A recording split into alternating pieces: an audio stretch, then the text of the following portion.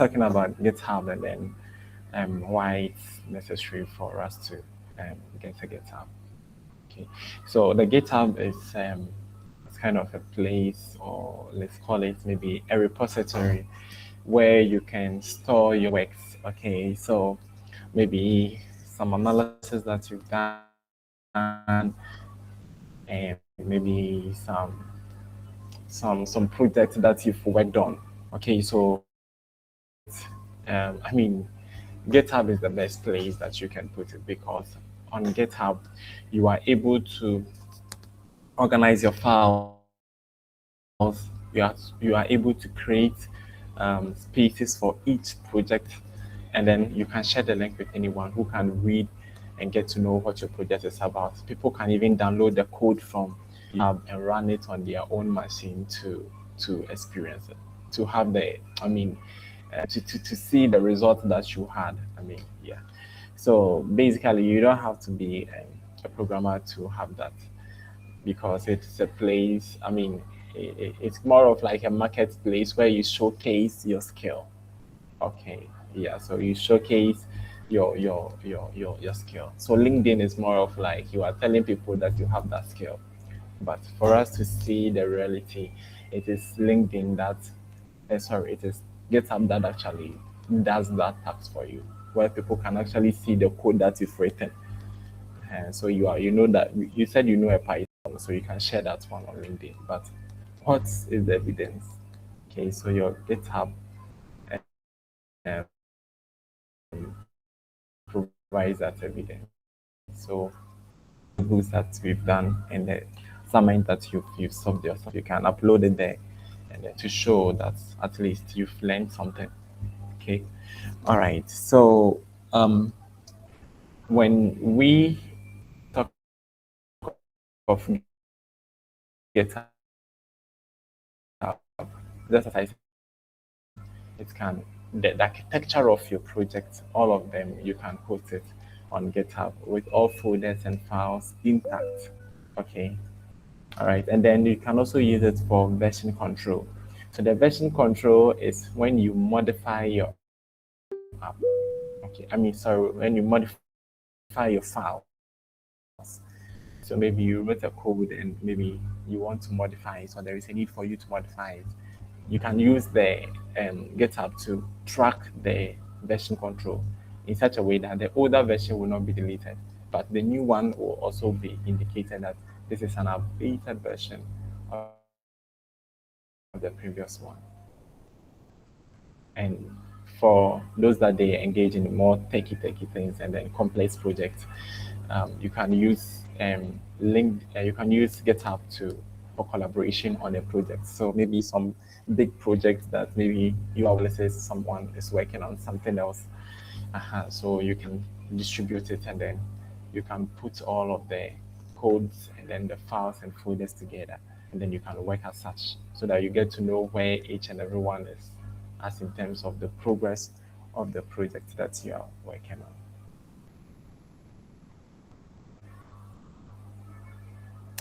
So for you to start with GitHub, you don't have to know all the technical things. All that you have to know is I have something and I want to upload it, and I know how I can do that.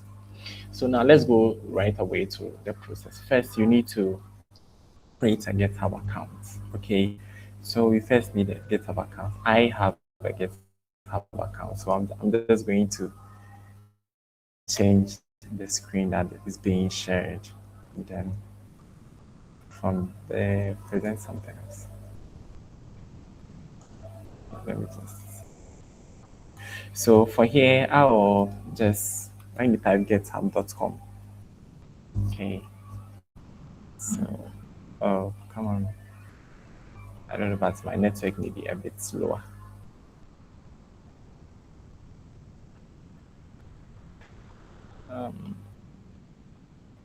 And pardon me for that. It looks like my network is very slow, so I'm unable to get it, but I will allow it to load whilst I continue with the slide. I mean, with the notebook. So once I'm done and then it has loaded, I will take us through the GitHub. So it's nothing complex. Okay, so first you need to create accounts. When you go to github.com, then you click the sign up. And they even have signing up with your Google account. So maybe if you don't want to type password and remember it, you just use your Google. So each time you can log in with your Google account on any device. So once you create your GitHub, though the comprehension of GitHub goes beyond what we are doing. You need to know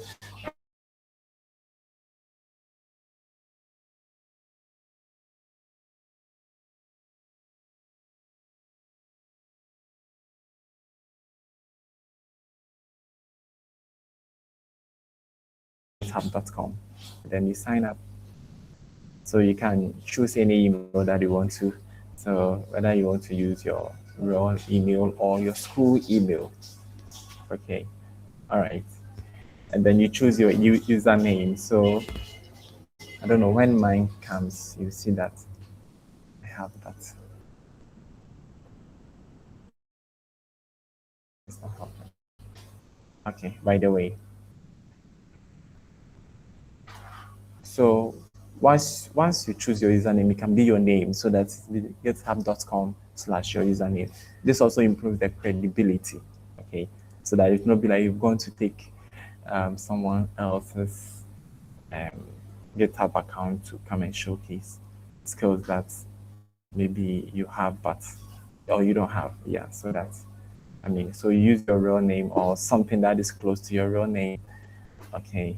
All right. So we said that avoid names, usernames like Codemaster99 because your recruiter or maybe the person will say that who is Codemaster99. It doesn't truly make sense. Okay. So you use your name, your real name. Okay, because it's professional. All right, so then you verify your email because they will send you um, a link to your email. I know that these processes are very simple to go. So you can set your profile photo. It works like these, all these ones are like setting up a LinkedIn account. Okay, so it is nothing cumbersome.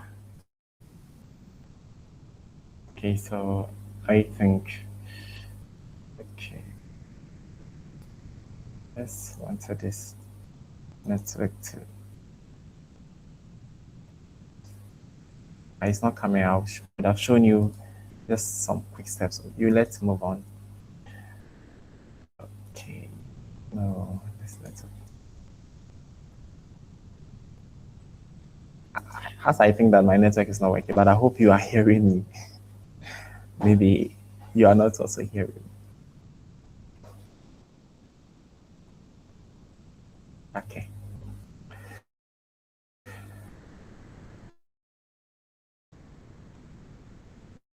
Please, any feedback?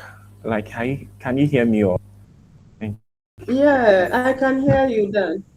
the browser that is not working or the network is not good for them? Then I can hear I you. mean, yes. Okay. So once you create your account, there is a part called repository. So if my network comes, I'll just show you that.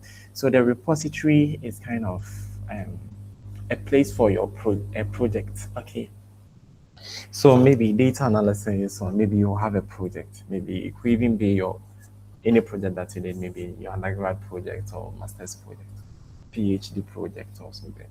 Okay, maybe some analysis that you did, some code that you did, you can upload it. So for that one, the code should have its own place, so that other projects should also have their own places.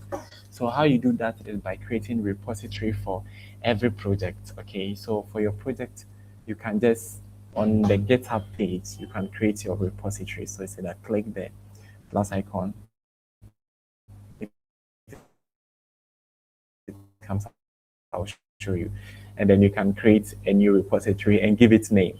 And the name should be, so if it is machine learning that I did, maybe diabetes or maybe machine learning models, I have that repository where I put in or I place my machine learning models in. I can do that also as well.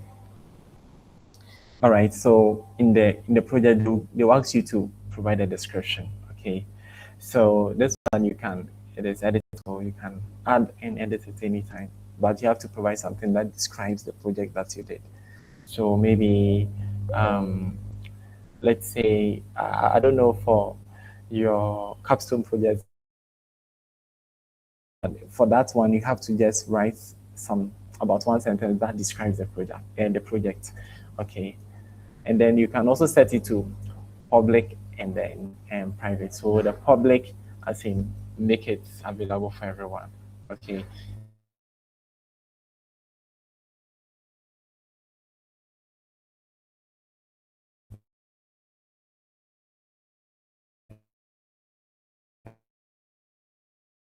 private, as in and then set it to public.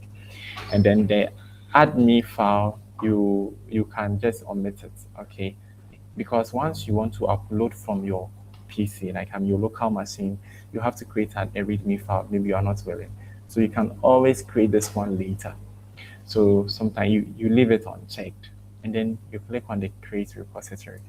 Let me see whether the network is behaving though so that I can. Okay. Okay. I think it's behaving. So let me just change the what I'm sharing.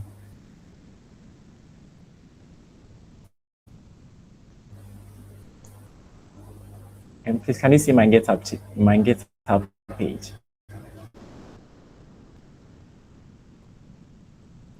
Not yet. Okay, it's now in. Okay, I'm coming. Let me slide. It's now showing.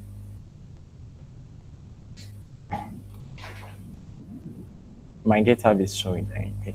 So you can see that I have like my this I've signed in. So when I click here, see that my name is there, and then I have all these features. Most of It's not showing now, please. it's not showing. Please, I'm Yeah. coming. Just give me a moment. Let me. Okay, please, I'm coming.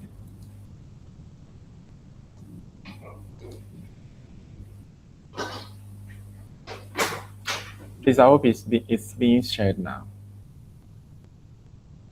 Yes, please. Yes.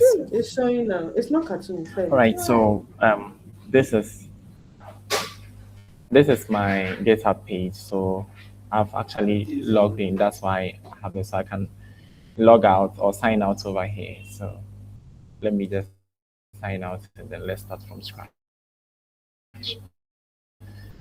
That I can. Oh, this network. My God. Uh, okay.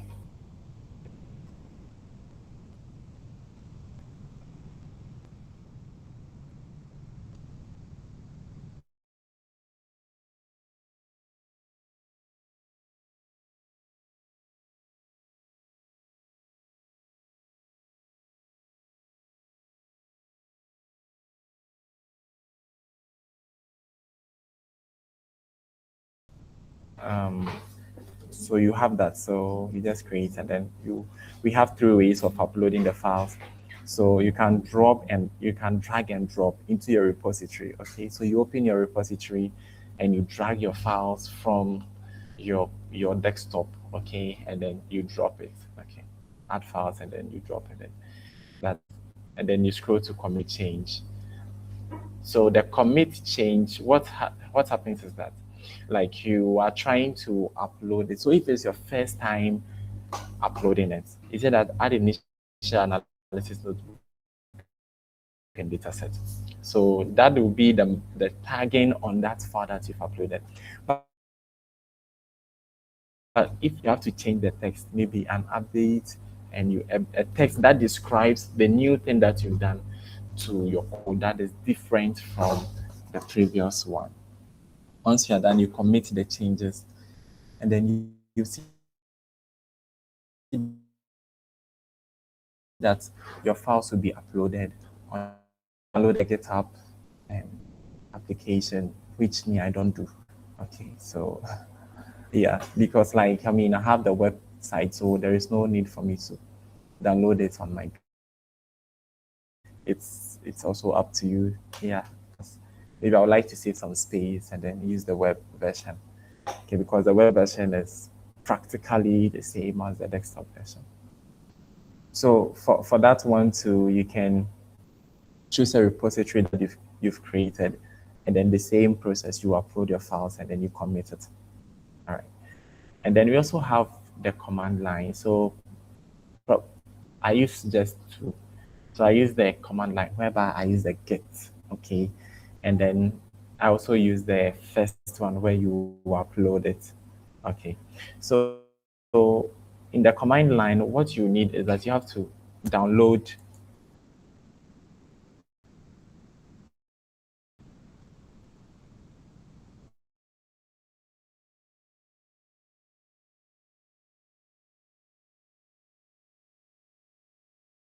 Okay, so in the command line, you have to download what we call the Git software. So the Git software, when you download it, it will give you the opportunity to, interact with GitHub very easily. So I will demonstrate that too in our in this work.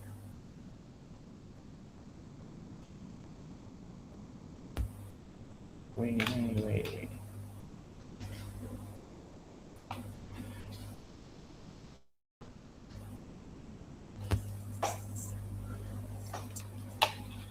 Please, I'm coming. So, please, I hope my screen is being shared for the GitHub, right? So it's that I'm being signed out. Okay, so and provided I don't have accounts at all, so I just go to hope that it doesn't sign in. Oh, it's doing that automatic signing in. So because apparently it shouldn't come, but because I've logged in severally, I've logged in, so Google remember my password and then it logs me in automatically. But signing in shouldn't be difficult. Let me use a different browser to demonstrate that.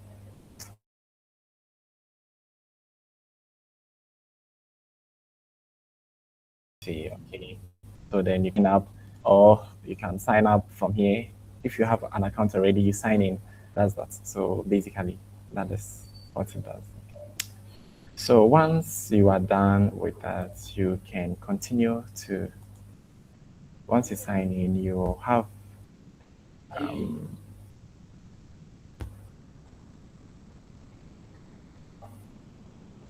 please pardon me, okay, the switching is not that much.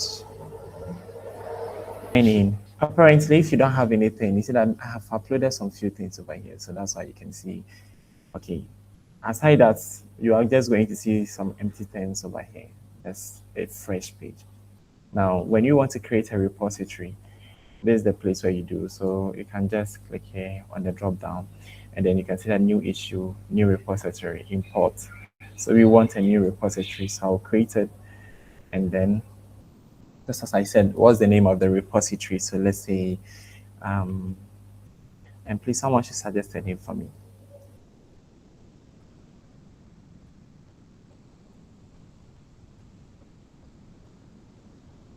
And please, anyone to suggest a name.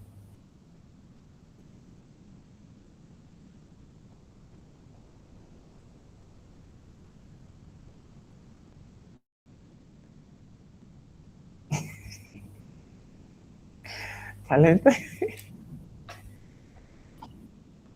Yes, exactly. No worries, cry. So talented kids, okay. So now that will be our repository name.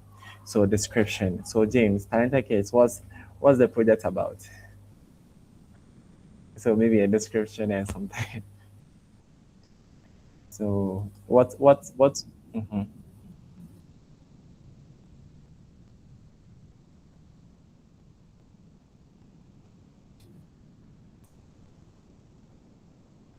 Ages of students.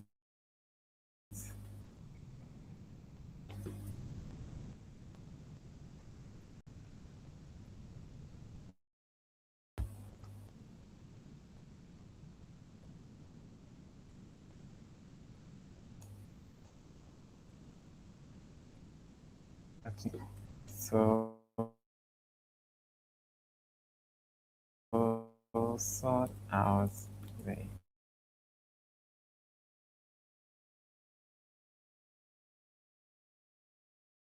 age.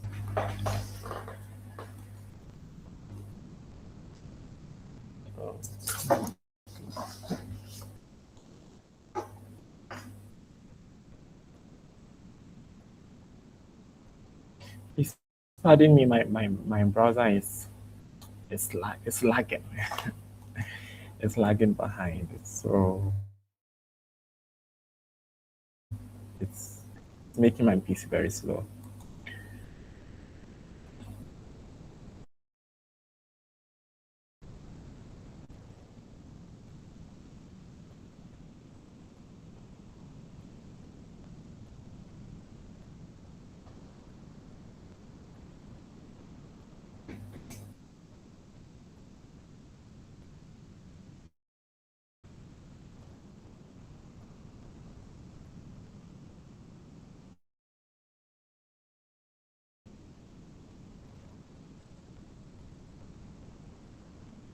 The visibility to public. So we ignore the admin and then adults get ignored. So there are some files that maybe you like not to track at all.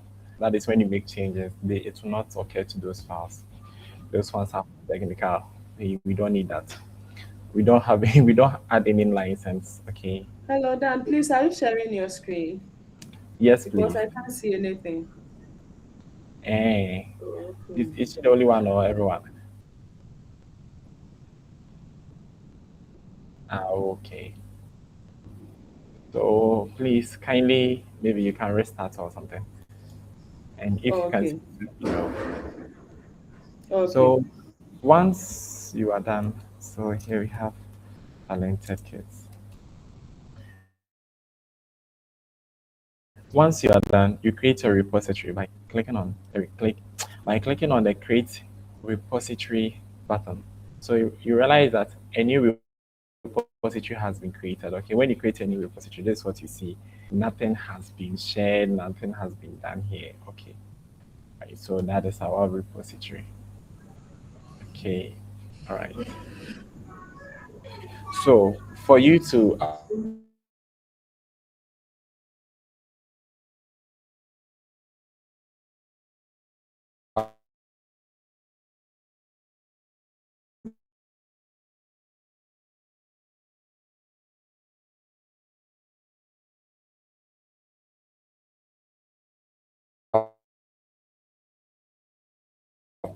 me install it again.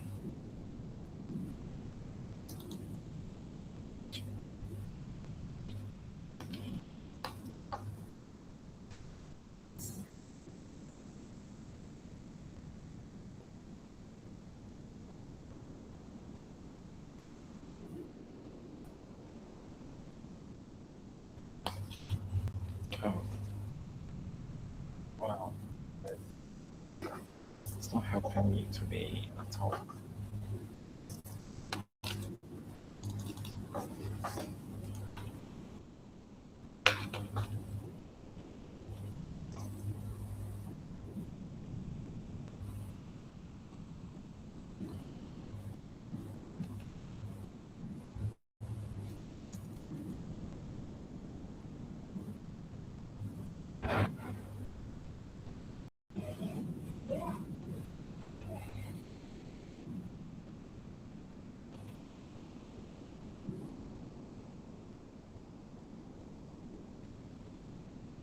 Okay, so I just install it quickly. So the gates will be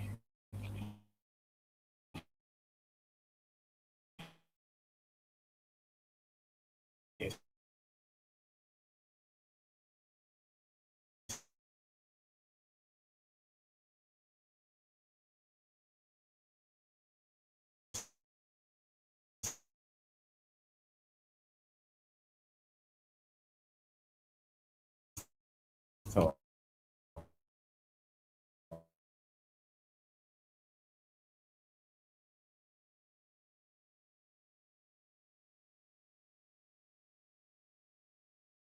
drag from the desktop and I drop it here, just like so. Drag and drop. Okay.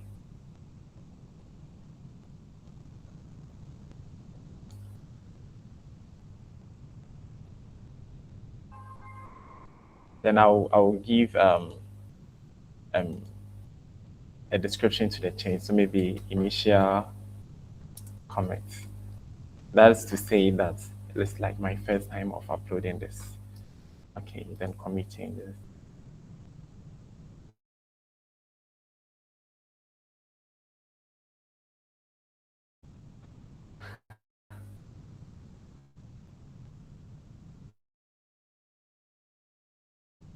Okay, files within our folder. Okay, so let me just create some Jupyter. Okay, let me just say finish. Yes, I'm coming. Just a moment. Let me create some. So I'll first type git and then I'll type init. Okay. So or git. So let me initialize the git. So git initialized. Okay. So once I'm done, I'll say git add. So the full stop over here is telling you add this particular folder, the current folder that you are in. So once you are done, then you go to git commit. So git commit. Let me say then you provide the commit. I mean the changes. So if it is a new file, if you can say initial commit. Okay, then you do that. Then once you are done,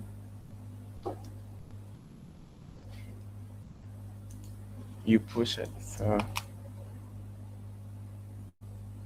okay, then git push.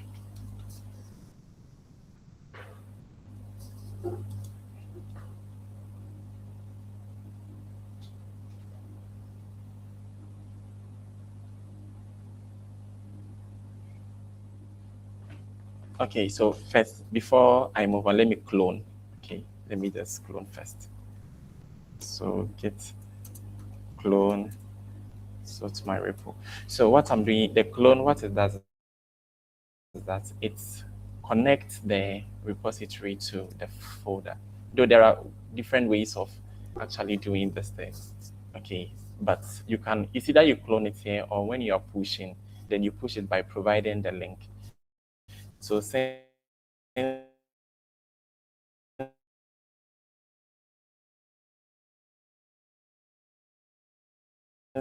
I did not clone it at the beginning, let me use that, the pushing method.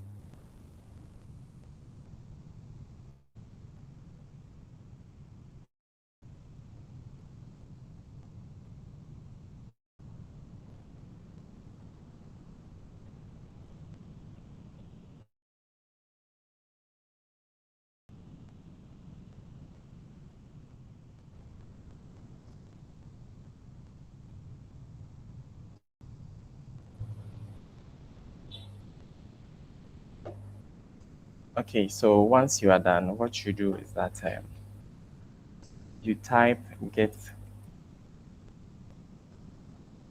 and then you branch. So that's so git branch and then you do main branch. Okay, so once you are done, then you can now clone it. And in this case, instead of providing the clone at the beginning, you can say git remote add origin. Okay, so the place where you want to add your file, you provide a link, which is the repository link that you copied. Okay. All right. So once you are done, you hit on this, and then you realize that Git has now cloned your repository to your files.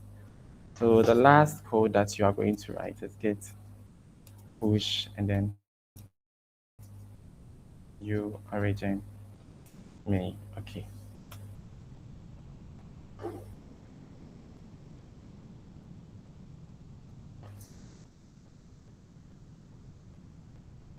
So I'm having some errors over here. is that updates were rejected because the remote contains work that do not have locally. This is usually caused by another repository pushing to the same ref. So you realize that initially we've uploaded this one to the repository, so there is a kind of a clone between the files over here and then our repository. So that's why we are having some crashes. Yeah, so crashes over here. So um, basically, so you can actually use that command line prompt, but though it's a bit cumbersome. So you can just adapt to the adding of the file and then uploading of the file or folders, and then you will be good to go. All right, but if you want to do that, I mean, you have to give it a try before it works. Unless maybe I create a new repository, which is not too ideal. Okay. But however, the Git works best. That's what I use mostly. Because often I don't want to upload the files one after the other. So once I create the file in the folder, I will use the Git command line to upload everything. Okay.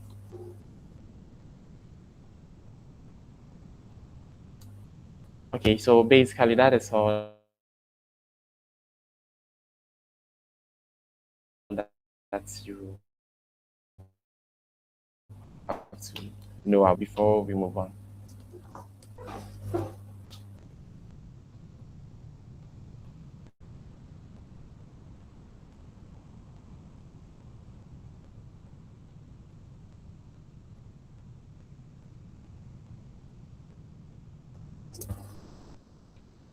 Please, any question?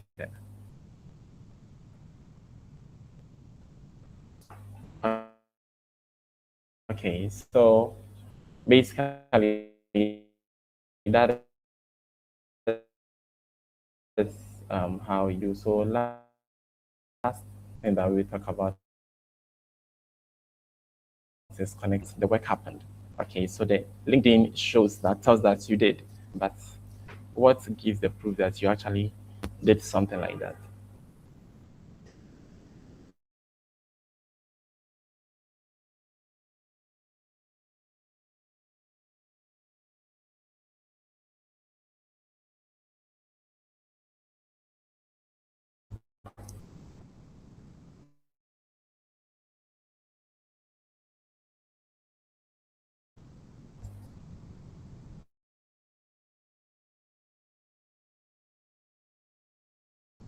So what makes it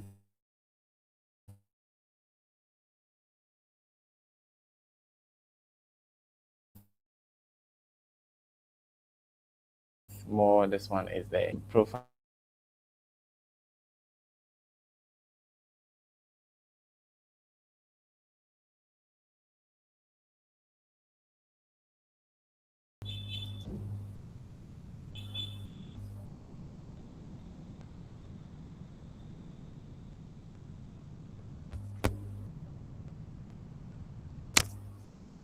Oh, come on, minus.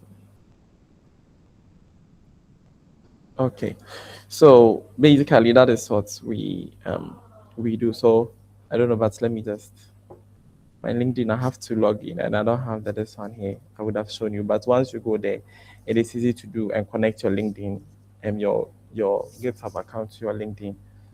And then once you are done, then I mean you are good to go. You post about your project and everything. Okay. So the next thing that we are going to talk about is Cloud for data analysis and little bit gig for your prompts. All right. So the reason why you are supposed to learn Python and then you don't have to let Claude do analysis for you is because it can make mistake, can do what you don't want it to do, because and even based on the prompt that you give to it, it can go off track. So how do we do that? All right. So what are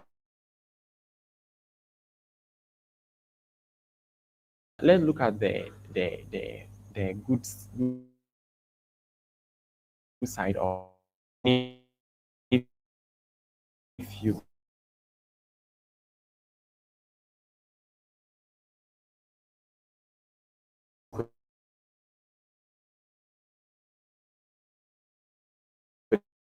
these new questions. Like turning a chart or a table of numbers into plain English explanation, drafting the narrative, writing around your analysis like summaries, and then the README that we talked about, and even creating a LinkedIn post for your project. And then catching a fairly wide class of coding mistakes if you ask it to check your work. So you can see that when it comes to code implementation, provided you're able to describe. Now, how can you describe unless you understand? And then if you understand, you can make suggestions for Claude to use to implement, because there is something inside that we call explainability. Even for AI, we have, when it comes to AI ethics, we have something we call explainability and reproducibility. What you have done, you should be able to explain it. Explain the behavior. Why is analysis behaving this way? And that requires that you have some understanding of the code that the Claude has generated. And how can you understand? So realize that Claude can even give you some, can explain the code for you, right? But what if you have no knowledge of it? How would you be able to understand and know that this is how it implemented this? And I know what this one does because I've learned about it. So it helps you to, it enables you to explain your analysis thoroughly, which is a good practice in science. And anywhere, organizations are good. Now the question is, how did you come about it? What code do you use? Okay, you should be able to understand. Okay,